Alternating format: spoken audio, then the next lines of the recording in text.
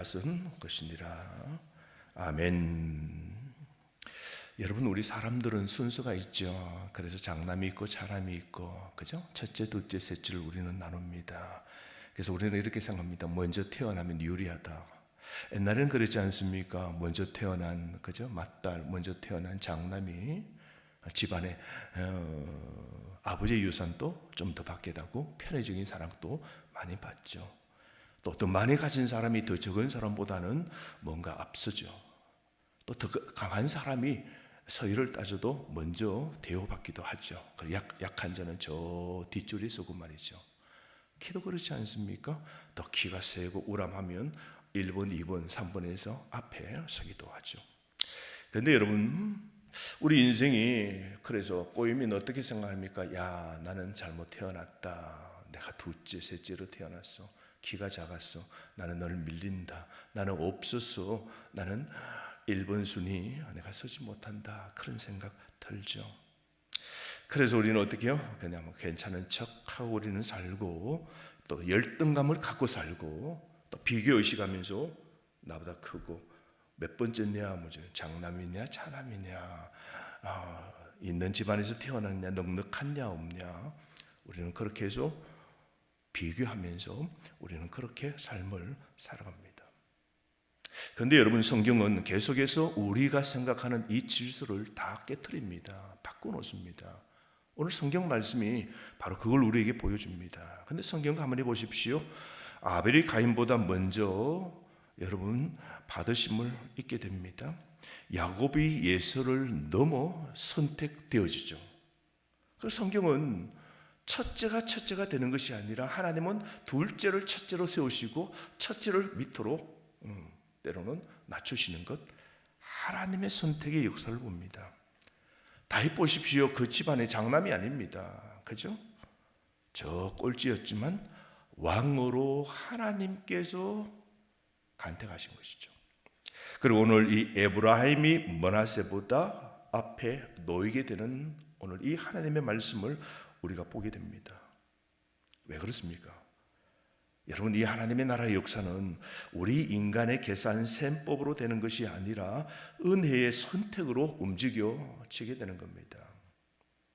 오늘 48장 14절 말씀 한번 읽어보실까요? 소리가 약간 울리는 것 같은데요. 48장 18절 시작. 이스라엘이 오른손을 펴서 차남 에브라임의 머리에 얹고 왼손을 펴서 므낫세의 머리에 얹으니 므낫세는 장자라도 팔을 엇바꾸어 얹었더라. 여러분, 오늘 이 말씀을 통하여 우리는 하나님은 인간의 질서보다 은혜의 질서를 하나님이 만드심을 보게 됩니다. 요셉은 모든 준비를 완벽하게 다 마칩니다. 13절 오른손으로는 누구요? 에브라임을 이스라엘의 왼손을 향하게 하고 왼손으로는 누구요? 므낫세를 이스라엘의 아버지의 무슨 손? 아버지의 축복의 오른손을 향하도록 그렇게 딱 세워놨습니다. 아버지 앞에 딱 나가게, 아버지가 정확하게 앞선 아들에게 먼저 딱 복저도로 딱 갖다 세워놓았습니다. 그대로 손만 딱 얹으면 돼요. 자, 장자인인 므낫세는 야곱의 오른쪽으로, 차남 에브라임은 왼쪽으로 딱 세웁니다. 아버지 장남이고 차남이고 아버지는 나이가 많고 그렇게 헷갈릴 수 있고 혹시 치매가 있어서 손 잘못 얹으면 안 됩니다. 완벽한 배치를 딱 끝냅니다. 상식적으로 장남 차남을 딱 정하고 아버지의 복을 그 손자, 첫 번째 그 손자에게 복이 딱 가도록 딱 합니다. 14절 이스라엘이 오른손을 펴서 차남 에브라임의 머리에 딱 얹고 므낫세는 장자로도 팔을 엇바꾸어 얹었더라. 놀라운 일이 벌어지게 됩니다. 야곱이 어떻게 합니까? 팔을 엇바꾸어서 딱 주게 됩니다. 차남에게 그 손자 가운데 둘째 손자에게 오른손이 머리가 얹어지고, 그리고 첫째 손자가 둘째가 되는 왼손이 올라가도록 엇바꾸어 얹게 됩니다. 이게 그냥 취미가 아니고 뭐라 그래요? 의도적으로, 분명하게, 그리고 천천히 그 할아버지가 손자에게 복을 빌어줄 때 의도적으로 손을 바꾸고 둘째 손자에게 복이 가도록. 실수가 아닙니다. 늙어 헷갈린 것도 아닙니다. 하나님의 뜻을 보고 행한 의도적인 행동입니다. 야곱은 영적인 눈으로 딱 보고 있는 겁니다. 육신의 눈은 나이로 말미암아 어두워졌지만 믿음의 눈은 더 밝아진 겁니다. 이게 여러분 우리 성경에서 자주 나오는 게 뭡니까? 선택이죠. 이게 선택의 교리 아닙니까? 선택은 우리의 조건 보고 사람의 어떤 외모나 모습을 보고 선택한 것이 아니라 날 선택한 것은 뭐요? 전적인 누구의 뜻이에요? 하나님의 뜻이죠. 세상 사는 거 우리 기준 따질 때도 세상에 더 많이 가진 사람, 더 잘난 사람, 더 훌륭한 사람 많습니다. 그런데 하나님께서 손을 누구에게? 우리에게, 저와 여러분, 나에게 향하여 나를 잡으시고 하나님의 복이 홀로 하나님의 자녀가 되는 이 선택은 어떻게 설명할 수 있겠습니까? 하나님의 선택은 인간의 공로로 세워지는 것 아닙니다. 하나님의 자유로운 조건적인 하나님의 은혜 위에 세워진 것이죠. 에브라임은 스스로 올라간 것 아닙니다. 은혜로 앞세워진 겁니다. 사랑하는 성도 여러분, 사람들은 맨 앞줄을 보고 그리고 잘난 것 보고 뛰어난 것 그렇게 보지만 하나님은 뭡니까? 숨겨진 자, 저 밑에 있는 자도 하나님이 보시는 겁니다. 사람들은 조건을 봅니다. 야, 첫 번째다, 두 번째다 그렇게 생각하지만 하나님은 은혜를 보십니다. 지금 스스로를 뒤처져 있다라고 그렇게 여러분 느낍니까? 나는 안 된다고, 나는 늘 가진 것도 저 중간이고 뒤에고, 나는 무슨 조건 봐도 세상에 봐도 나는 뒤처진 자다라는 그런 생각하고 계십니까? 그런데 여러분, 하나님의 은혜는 여러분의 그 서열의 자리보다 크십니다. 하나님의 은혜는 앞으로 가는 것이 아니라 하나님의 은혜는 뒤에서부터 가기도 하는 겁니다. 하나님은 나는 처지고 나는 안 되고 나는 없고 나는 지금 영 세상의 기준에서도 영 서열이 밑이라고 생각하지만 하나님은 교회도 이런 사람 저런 사람을 쓸 거지 나 같은 거야 라고 생각하지만 하나님의 은혜는 그런 자에게 하나님의 은혜가 임한다는 겁니다. 여러분, 신앙은 내가 하나님을 붙든 이야기이기 전에 하나님이 나를 붙드신 이야기입니다. 하나님이 우리를 잡아주셔서 세상에서도 빼내어 이 가장 은혜의 이 복음, 하나님의 은혜의 이 놀라운 선물을 받는 이 구원의 교회 자리로 우리를 세워주심, 여러분 우리가 감사해야 되지 않겠습니까? 하나님은 여러분 평생 우리를 기르시는 목자입니다. 15절 말씀 보십시오. 야곱의 축복 가운데 가장 아름다운 표현 중에 하나죠. 나의 출생으로부터 지금까지 나를 기르신 하나님. 따라 하실까요? 나를 기르신 하나님. 언제부터요? 출생으로부터 언제까지요? 지금까지. 오늘 이 새벽에 이 고백이 되어지면 크게 아멘. 나의 출생으로부터 지금까지 나를 인도하시고 먹이시고 챙기시고 입히시고 저 꼴찌로 세상에서도 영 처져도 나를 기르신 하나님. 이 기르신다는 거 여러분 잘 알죠? 시편 23편에 봐도 알죠?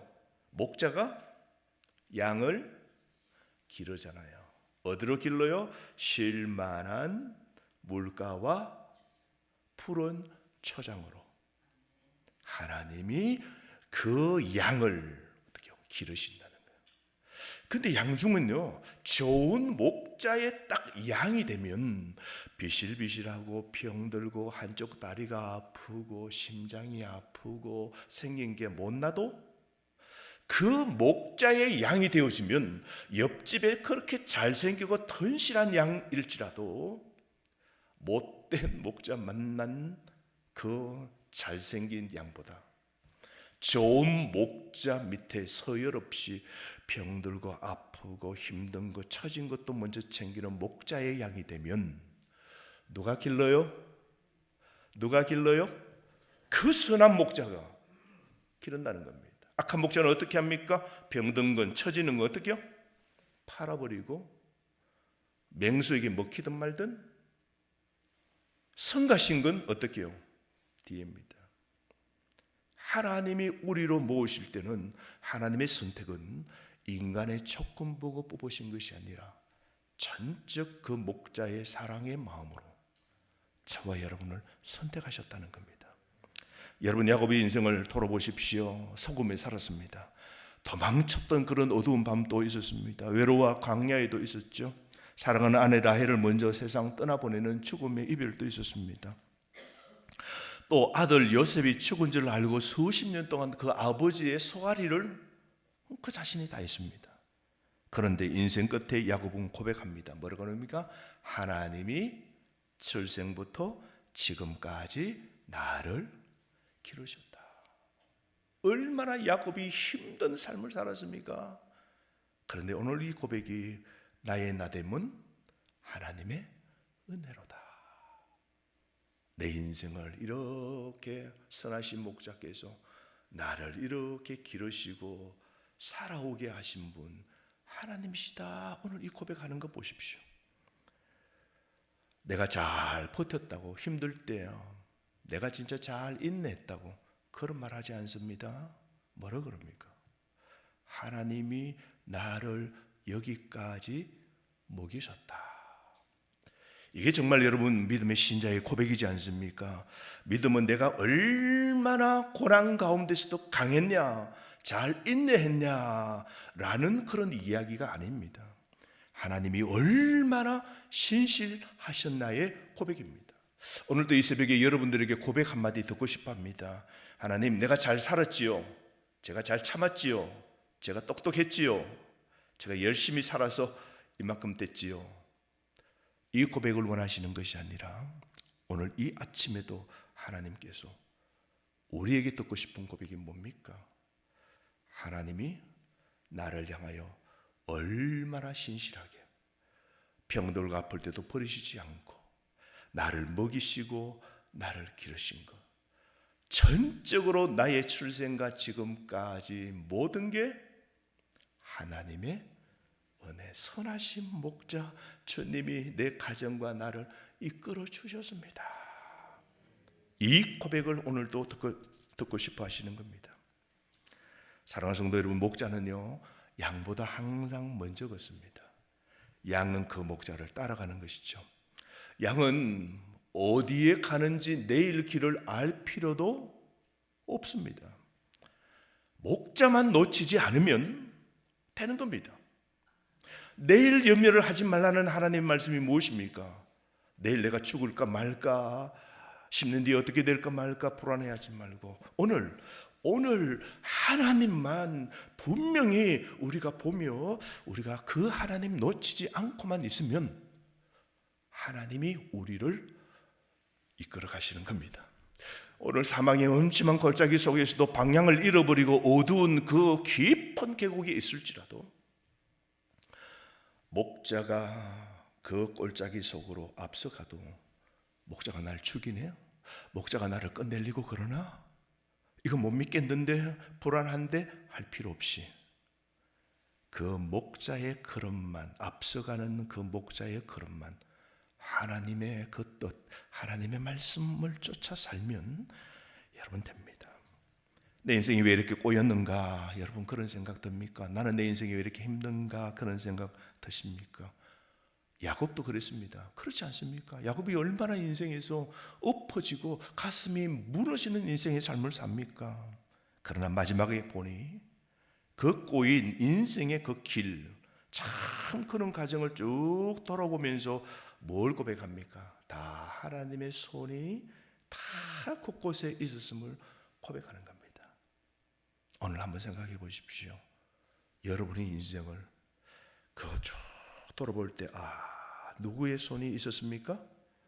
하나님의 손이 우리를 이렇게 이끌어 오신 것이죠. 사랑하는 성도 여러분, 하나님의 목양은 끝나지 않습니다.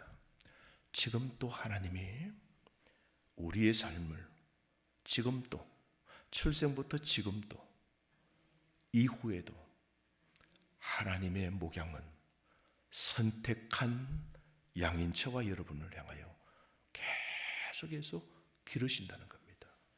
꼭 이 말씀을 붙잡으십시오.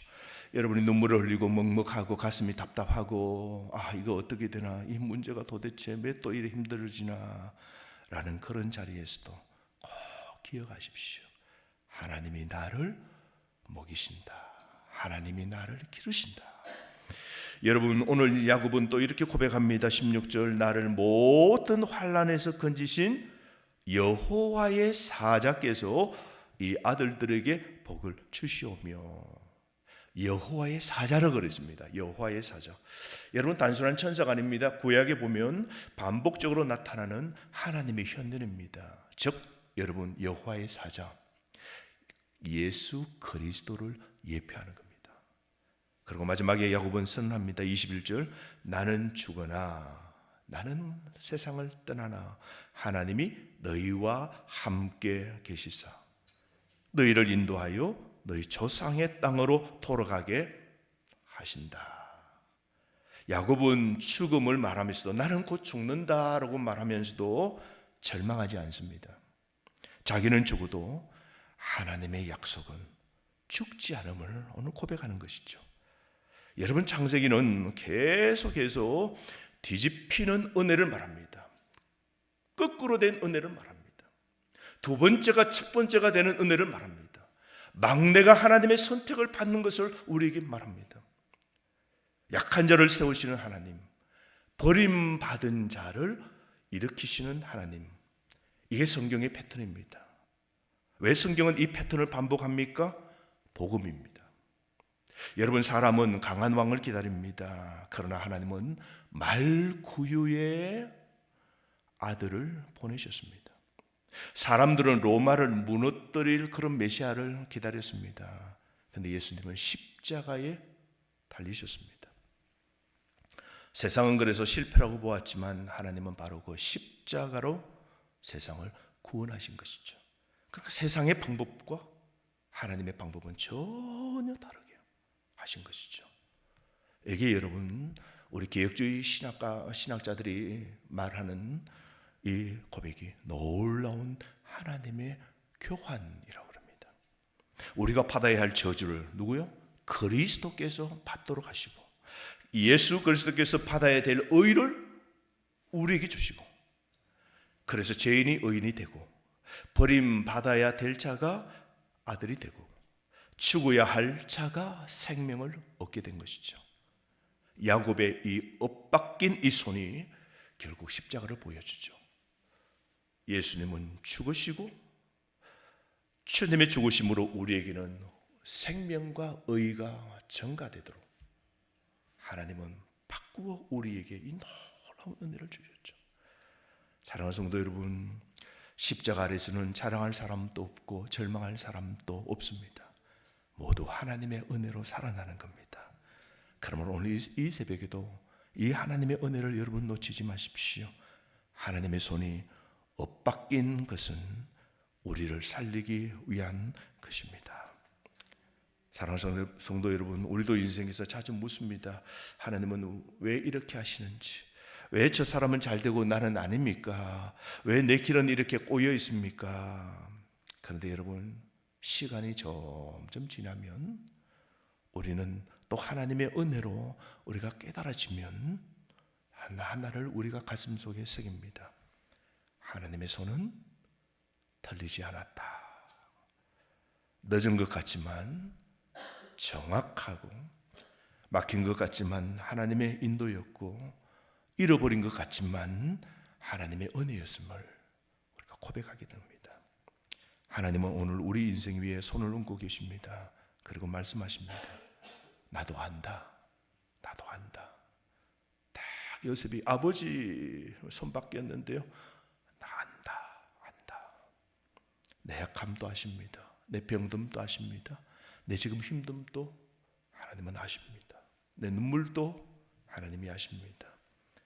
그런데도 여러분, 하나님이 뭐라 그럽니까? 나는 이 손을 나는 바꾸지 않겠다. 하나님께서 우리에게 복 주시겠다고 손댄 그 손 절대로 놓치지 않고 우리에게 복이 흘러가도록, 약한 자리에, 병든 자리에, 힘든 자리에, 세상에 볼 때는 두 번째이고 세상에 볼 때는 첫 번째가 되지 못할지라도 하나님은 안다. 내가 너에게 복 주마. 내가 너를 들었으마. 하나님이 오늘 이 말씀하시는 겁니다. 하나님이 누굴 들었을까요? 저와 여러분입니다. 오늘도 하나님은 세상에 복 주시기 위하여 세상에 손이 간 것이 아니라 하나님의 복음, 엇받기요, 오늘 저와 여러분에게 오늘도 이 손을 얹으시고 안다. 내가 너에게 복 주마. 내가 너와 다윗과 오실 예수 그리스도의 복이, 영생의 복이, 하나님 나라의 아버지의 집이 너에게 있다 하시는 이 하나님의 손을, 오늘도 여러분 머리 위에 손을 얹고 복 주시는 이 하나님을 기억하시면서 오늘도 소명과 용기와 희망을 갖고 오늘 세상으로 나아가는 여러분 되시기를 바랍니다. 아버지 하나님,